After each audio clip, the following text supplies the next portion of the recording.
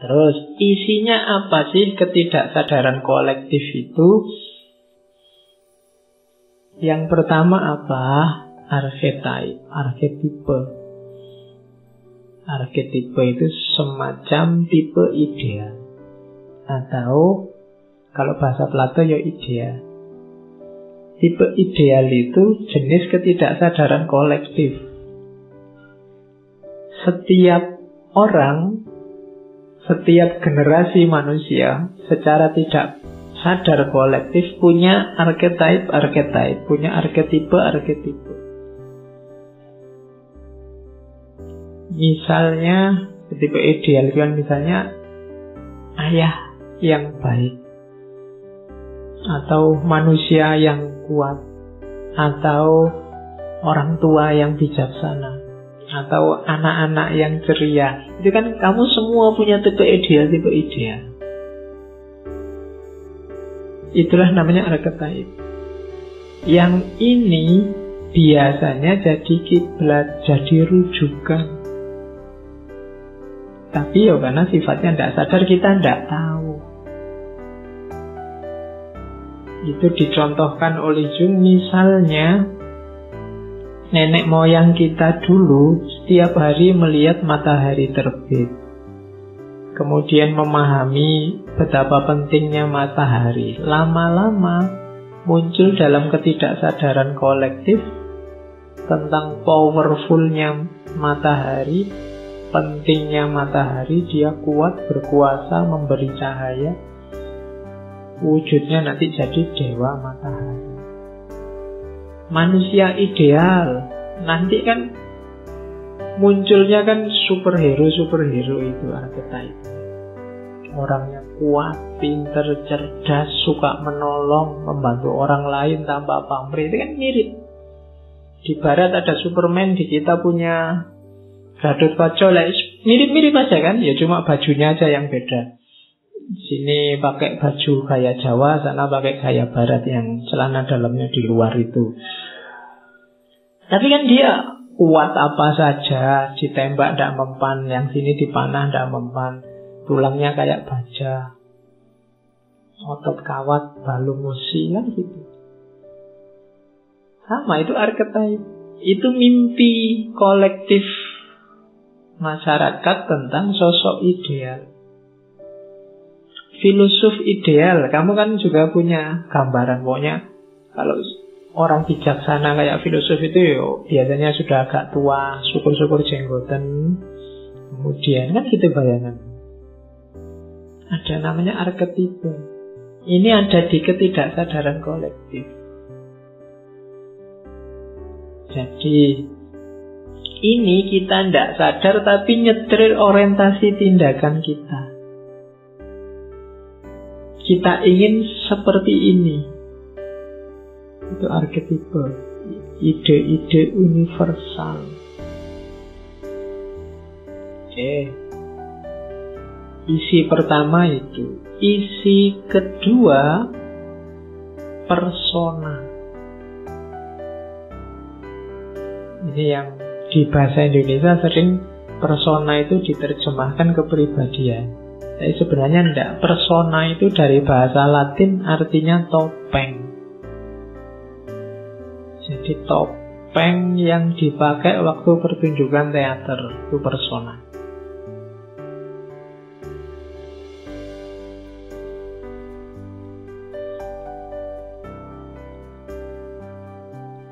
Jadi kita hidup tiap hari, mau atau tidak, itu kan pakai topeng. Kemarin-kemarin kan kalian merasa bahwa pakai topeng itu tidak otentik. Tapi di teorinya Jung ini, kalau kamu tidak pakai topeng, kamu tidak bisa hidup bersama orang lain. Misalnya di ngaji ini saja, kalian posisinya sebagai yang mendengarkan, saya yang ngomong. Itu kan kalian mau tidak mau sekarang harus pakai topeng, kalian sebagai mahasiswa yang ikut ngaji, anak patuh yang duduk berjam-jam menghadap ke sini, ini jadi topeng. Kalau boleh kan kamu pengennya sambil tiduran bawa bantal biar saya ngomong, kamu kan. Tapi kan kamu tidak bisa. Kamu terpaksa harus duduk bersilo, sikile geringgingan terus. Itu kan jadi kamu tidak ingin begitu. Berarti apa? Kamu kesini pakai topeng. Di kampus juga begitu kan. Saya mahasiswa, mau ngerokok tidak berani, ada dosennya. Karena di sana ada larangan ngerokok. Akhirnya kamu di kampus nggak ngerokok. Ini janjinya topeng. Padahal kamu pinginnya ngerokok, di sana tidak boleh. Di rumah kamu jadi anak, mau tidak mau konsekuensinya anak itu ya harus patuh sama orang tua. Orang tua nyuruh A ya A, orang tua nyuruh B ya B. Ini kan mau kamu di rumah pakai topeng jadi anak. Di kampus kamu pakai topeng jadi mahasiswa. Di masjid kamu pakai topeng jadi orang soleh. Kalau ke masjid kan kamu gayanya kan kalau orang soleh. Padahal kamu ya nggak mau gitu. Kalau bisa sholat itu mau tidak seribet itu misalnya, nggak serumit itu. Tapi kan tidak boleh, ada aturannya. Jadi dan kamu ikut aturan itu. Topeng-topeng ini nanti yang dikenal sebagai persona. Jadi inilah jembatan yang menghubungkan kita dengan lingkungan sekitar. Ini tidak terelakkan katanya Jung. Mau tidak mau kita harus pakai topeng.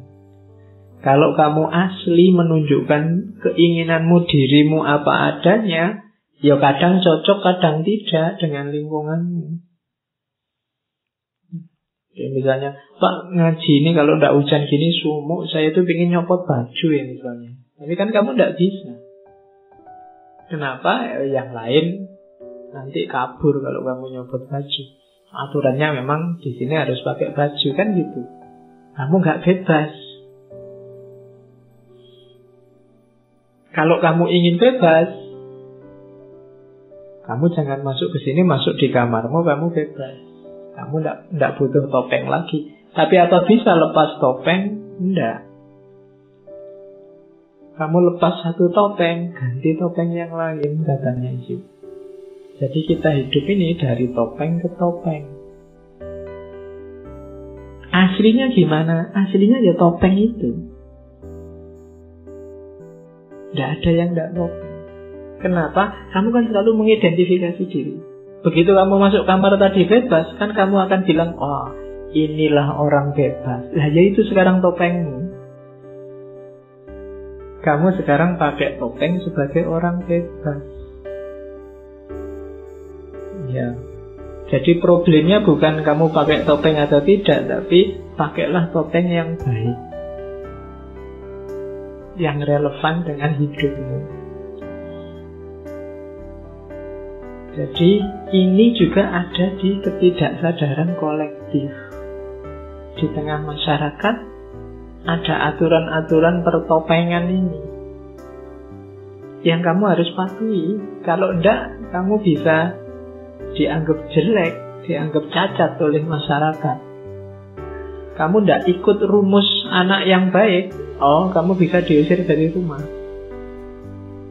Kamu tetap harus pakai topeng yang baik. Dari mana rumus anak yang baik itu? Ketidaksadaran kolektif. Jadi masyarakat punya rumusnya sendiri meskipun tidak disadari. Jadi hati-hati, kita harus bisa milih topeng yang baik. Masalahnya apa sih dengan topeng itu? Masalahnya bukan kamu jangan pakai topeng atau harus pakai topeng. Saya bilang tadi kamu pasti tak pakai topeng, cuma hati-hati, ada bahayanya juga kalau kamu salah pakai. Salah pakai itu seperti apa? Yang pertama biasanya orang itu ketika dia terbiasa dengan satu topeng, terus dia mati-matian mempertahankan topeng itu, dan di mana-mana dia pakai topeng itu. Oh, ini bahaya kalau sudah kayak gini. Bisa sakit jiwa. Bahwa saya suka ngasih tahu kamu filsafat, aku senang sekali pakai topeng filsafat itu. Tapi begitu pulang ketemu anak-anakku yang SD, kan topeng filsafatnya harus tak copot. Dan nek sama anakku sing SD aku ngomong filsafat, ndak nyambung. Bahwa kamu ustadz, mungkin kamu biasa khutbah Jumat, iya. Tapi begitu pulang ke rumah ngobrol nongkrong di angkringan sama tetanggamu, kan kamu ndak harus khutbah Jumat di situ. Nanti di angkringan kamu khutbah qala Allah Ta'ala. Bahwa khutbahmu enak, iya. Tapi waktu ngangkring ya ndak usah khutbah. Pakai topeng yang lain. Ada orang yang fanatik dengan topengnya karena dia seneng dengan topeng itu, dan di mana-mana dipakai. Ya kalau cocok, kalau tidak cocok, kamu bisa dianggap sakit jiwa, atau jangan-jangan memang sudah sakit jiwa. Ya kalau kamu khutbah ning angkringan kan memang dianggap orang gila. Maka kritislah dengan topengmu, apa cocok apa enggak. Kapan topeng itu dipakai? Hari ini kan banyak konflik karena orang lupa membaca topengnya dan lupa menanggalkan topengnya. Harusnya kamu mainnya sebagai apa, tapi sekarang main sebagai apa, sehingga harmoninya kacau. Ada orang yang satu topeng dibawa kemana-mana, padahal tidak harus begitu. Bahwa kamu misalnya calon PNS, itu kan cuma di satu topeng hidupmu, bagian hidupmu tertentu. Di bagian yang lain kamu bukan calon PNS, bukan CPNS. Jangan dipakai terus topeng CPNS itu. Gitu loh. Jangan dipakai terus kamu santri ngaji filsafat itu ada. Ya kalau waktu ngaji gini kamu santri ngaji filsafat. Tapi nanti waktu kamu ngapain sudah jangan dipakai topeng itu lagi, tidak nyambung. Nanti kamu ngantri bensin marah-marah diserangi orang. Duh, aku ini santri ngaji filsafat kok ngantri bensin diselip misalnya. Ya tidak ada hubungannya. Karena saya pernah ngantri bensin, ada dosen ngantri diselip orang marah-marah. Aku ini dosen loh gitu. Jadi ndak salah topeng. Kalau di kelas waktu ngajar ndak apa-apa, aku itu dosen, topengnya pas. Jadi hati-hati, ada masalah persona, yaitu topeng kita cocok apa enggak. Begitu topeng kita tidak cocok dengan arenanya, dengan panggungnya, ya kita ada gejala sakit jiwa. Terus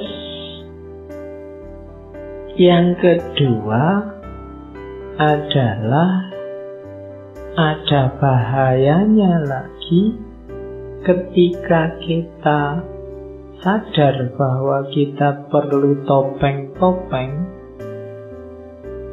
Pada akhirnya terus kita sangat ketakutan atau sangat peduli dengan pendapat orang tentang topeng kita. Ini juga bisa bahaya.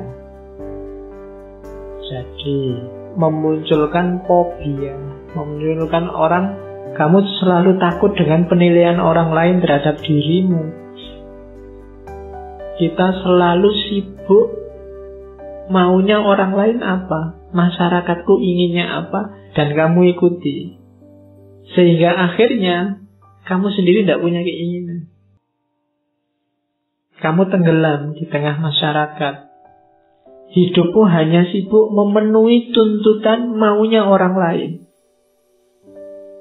Nah, ini juga sakit jiwa juga dalam tanda petik. Jadi bahwa kamu pakai topeng ya, tapi keputusanmu pakai topeng apa untuk situasi apa, itu kan harus keputusanmu sendiri. Hari ini kan kita orang lain itu sangat menyusahkan. dalam ranah tertentu. Maka hati-hati, jangan kehilangan dirimu. Topengmu benar tapi kamu kehilangan dirimu, yang ditopengi apa terus? Jangan kehilangan jati diri. Orang lain berhak komentar, tapi komentarnya orang lain tidak selalu cocok, tidak selalu benar dengan situasi. Iya, kamu dengarkan, tapi tidak harus semua dipedulikan. Jadi kalau yang pertama tadi kamu tidak melihat situasi, pakai topeng cocok apa tidak sesuka hatimu. Yang kedua kebalikannya, kamu terlalu peduli situasi sehingga kehilangan jati dirimu. Dua-duanya jelek dalam dunia pertopengan. Jadi kamu harus sadar dengan topeng yang kamu pakai, tanpa kehilangan jati diri, meskipun juga tetap relevan dengan kehidupan sehari-hari masyarakat. Jadi itu yang dimensi collective unconsciousness yang kedua, yang dikenal sebagai personal.